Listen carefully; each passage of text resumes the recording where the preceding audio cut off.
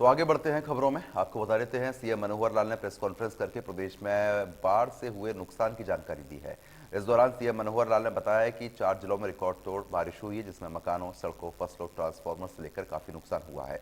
बाढ़ प्रभावित क्षेत्रों में एनडीआरएफ की टीमों को तैनात किया गया है। बाढ़ के चलते 35 लोगों की मौत हो गई है और 615 मकान क्षतिग्रस्त हुए हैं। मुख्यमंत्री ने बताया कि मृतकों के परिजनों को 4 लाख रुपए का मुआवजा दिया जाएगा। बर्बाद फसलों के नुकसान का आकलन करके मुआवजा दिया जाएगा। हालांकि जहां बिजाई नहीं की जा सकती है, वहां 15,000 रुपए प्रति एकड़ फसल का मुआवजा दिया जाएगा। सीएम ने बताया कि 18,000 एकड़ फसल बर्बाद हुई है और इन बर्बाद फसलों का मुआवजा 31 जुलाई के बाद दिया जाएगा। सीएम मनोहर लाल ने बाढ़ पीड़ित किसानों से 31 जुलाई तक खराब फसलों का ब्यौरा देने की भी अपील की है।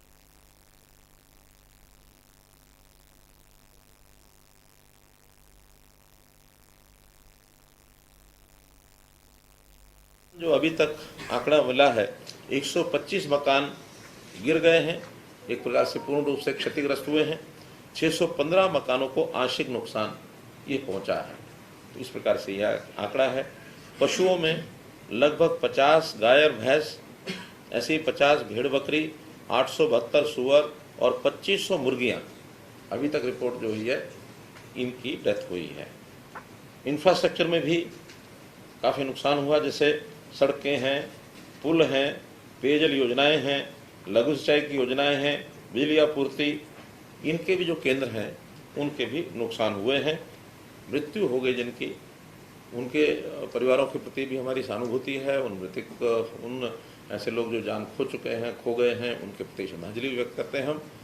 उनके लिए 4 लाख रुपया प्रति व्यक्ति ये मुआवजा हमने घोषित किया है और बहुत जल्दी वो मुआवजा जो है उनके परिवारों तक पहुंचा दिया जाएगा।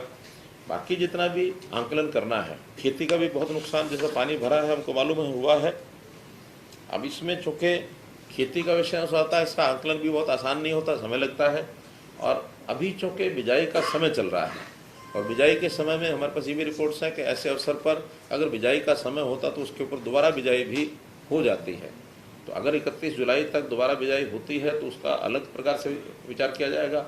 और जिन फसलों की बिजाई नहीं होगी, जहां पानी उसके बाद भी उतर नहीं पाएगा, उनके लिए अलग से विचार किया जाएगा।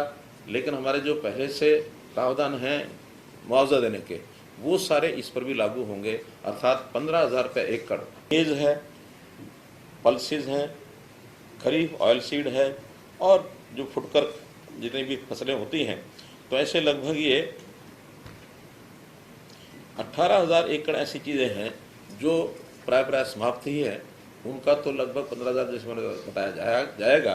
बाकी फसलों का हम निर्णय जो है 31 जुलाई के बाद, जिनकी आवश्यकता रहेगी, जहां नुकसान हो चुका है, दोबारा भरपाई उसकी नहीं हो सकती है, उसका हम निर्णय करेंगे। क्योंकि इस बार मेरी फसल मेरा ब्यौरा पर भी हमने किसानों को ये कहा है कि वो 31 जुलाई तक अपनी फसल का ब्यौरा ज़रूर भरें।